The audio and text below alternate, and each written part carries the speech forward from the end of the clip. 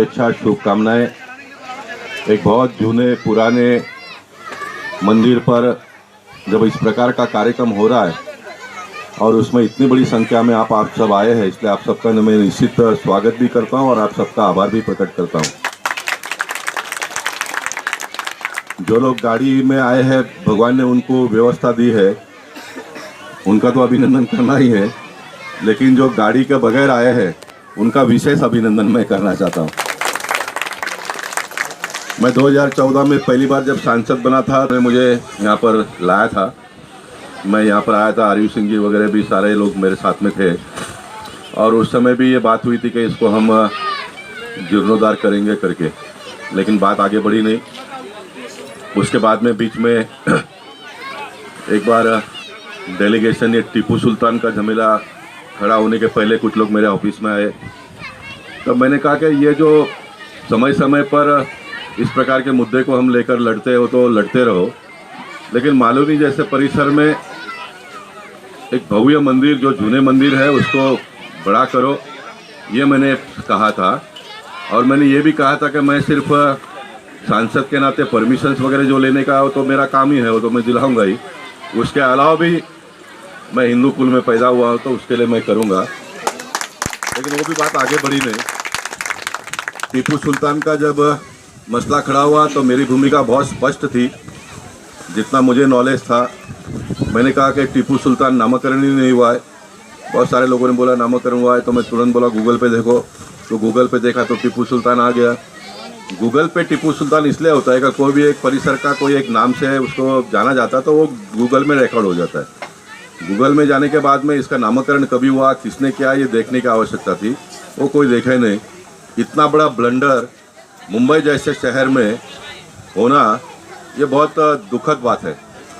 जिसका नामकरण राज्य सरकार ने नहीं किया, जिसका नामकरण मुंबई महानगर पालिका ने नहीं किया, उसको इतने बड़े पैमाने पे पुलिस प्रोटेक्शन मिलना और उसके लिए किसी अन्य लोगों ने विरोध करना, ये तो होना ही नहीं चाहिए, लेकिन वो हो गया। होने के बाद में आज जो जानकारी मेरे पास है, पुलिस ने कुछ गलत कार्यकर्ताओं पर गलत चार्जेस लगाए। पुलिस ऑफिसर के बंदूक में से कुछ 3 गोलियां नीचे गिर गई, उसका कंप्लेंट लिया है। ये बहुत गंभीर बात है। ये आने वाले दिनों में कार्यकर्ताओं को जो परेशानी होती है कोर्ट में 10-10, 15-15, 20-20 साल जाने का, बाद में कोई पूछता नहीं है, उसका भुक्तभोगी मैं स्वयं हूँ। मेरे पास 9-10 केस इस प्रकार के पहले के थे।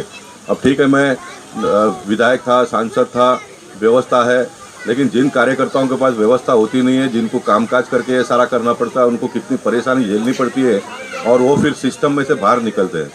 इसलिए मैंने उसके बाद में कहा कि कम से कम निवेदन तो मेरे को ला के दो। इतने लोगों के ऊपर केसेस हुआ, उसको हम कम से कम रिकॉर्ड पर तो लाए। मैं तो डिमांड ये डायरेक्ट करूँगा कि जो पुलिस इंस्पेक्टर अपना पिस्तौल का देखभाल नहीं कर सकता, उसके ऊपर एक्शन होना चाहिए। तो उसके ऊपर एक्शन की बात करोगे तो जिनके ऊपर गलत एक्शन लिया वो विड्रॉ होगा और कार्यकर्ताओं को रिलीफ मिलेगा उसमें से। ये होता नहीं है, तो ये सब मैं अभी वापस यहाँ पर करूँगा। भगवान ने मुझे आज यहाँ पर इसीलिए भेजा है। आशीर्वाद तो मेरे को भगवान घर पर बैठकर भी बहुत देते हैं। यहाँ पर आए तो मुझे लगता है कि ये बातों को उजागर करने के लिए भगवान ने मुझे भेजा है। तो ये आने वाले दिनों में करो। कार्यकर्ताओं को परेशानी होती है, परेशानी होती नहीं है, क्योंकि वो तो कोई आंदोलन में भी जाते हैं तो उसके अगल बगल में पुलिस आके उनको घेर लेती है और सुरक्षा करती है। सामान्य कार्यकर्ताओं को बहुत परेशानी होती है, इसलिए वो मत करो। इसका फोटो वीटो सब निकालो, गवर्नमेंट को लोग को दिखाओ, म्यूनसिपालिटी को दिखाओ, फिर काम शुरू होने के बाद में प्रॉब्लम नहीं आना चाहिए। जब तक उसको कोई पूछता नहीं है तो कोई आते नहीं है। अब अच्छा करने के लिए जाएंगे तो अच्छा करने के लिए जाएंगे तो 10 लोग आके खड़े हो जाएंगे। तो उसका जो भी करना है करो। आमदारों का मदद लो, नगर सेवकों का मदद लो। मैं तो बैठा हूँ, मैं भी करूँगा। एक बार काम चालू होने के बाद में रुकना नहीं चाहिए, बराबर है ना भाई? एक बार काम चालू होने के बाद में रुकना नहीं चाहिए। तो गवर्नमेंट को जगह का पैसा भी देना पड़ेगा तो वो हम देंगे, है ना? राम मंदिर के लिए अगर इतने सारे पैसे लोगों ने दिए हैं तो अपने परिसर के लोग मंदिर के लिए लोग पैसे देंगे। हम जमीन का भी पैसा भरेंगे। सिस्टमेटिक करो। सरकार को हम निवेदन देंगे कि भाई इतना हमारा इतना सालों का जिसका भी कब्जा है वो सब दिखा दो। उसका जो भी पैसा भी भरना पड़ेगा तो हम भरकर एक अच्छा स्थान यहाँ पर निर्माण कैसा हो सकता है उसके लिए हम आने वाले दिनों में प्रयत्नशील रहेंगे।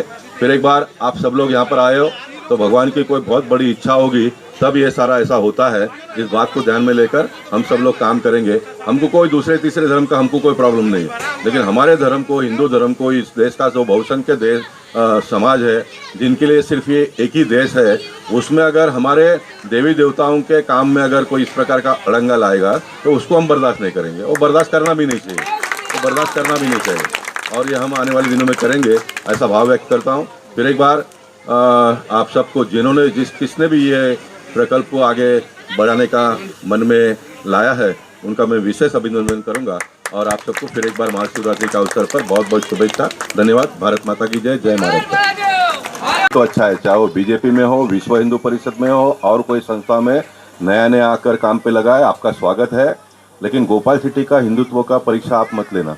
ये गोपाल शेट्टी 3 बार अयोध्या गया है। ये गोपाल शेट्टी के नज़र के सामने ढांचा टूटा है। ये गोपाल शेट्टी ने 2014 के चुनाव में मालोनी में आकर कहा है कि मैं कट्टर हिंदू हूँ, मेरे नज़र के सामने ढांचा टूटा है, मैं 3 बार अयोध्या गया हूँ, मैं 300 किलोमीटर का पदयात्रा किया हूँ, ये मैंने कहा था। और मैंने कहा था कि मेरे हिंदुत्व पे कोई शंका ना करे, मुझे जीवन में अगर कोई पद छोड़ना पड़ेगा तो मैं सबसे पहला बीजेपी का पद छोड़ दूंगा, एमपी पद का, उसके बाद में एमपी पद छोड़ दूंगा, लेकिन हिंदुत्व मेरे से कोई ले नहीं सकता, क्योंकि मैं उस कुल में पैदा हुआ हूँ। मेरा हिंदुत्व मुझे ये सिखाता है कि अपने धर्म का रक्षा करो, अपने धर्म को मानने वाले लोगों का रक्षा करो, उनके जान माल के साथ में कोई भी परेशानी ना हो, ये मेरा हिंदुत्व मुझे सिखाता है। इसलिए मैंने भगवत गीता बच्चों को पढ़ाने का प्रस्ताव भी अगर पार्लियामेंट में प्रस्तुत किया, तो भगवत गीता ये मानव धर्म है, मानवता का ग्रंथ है, मानवता को जीवन जीने की राह बताता है। मानवता धर्म को संगुंडी आगे करने वाला ये गोपाल शेट्टी रहेगा। बहुत बहुत धन्यवाद।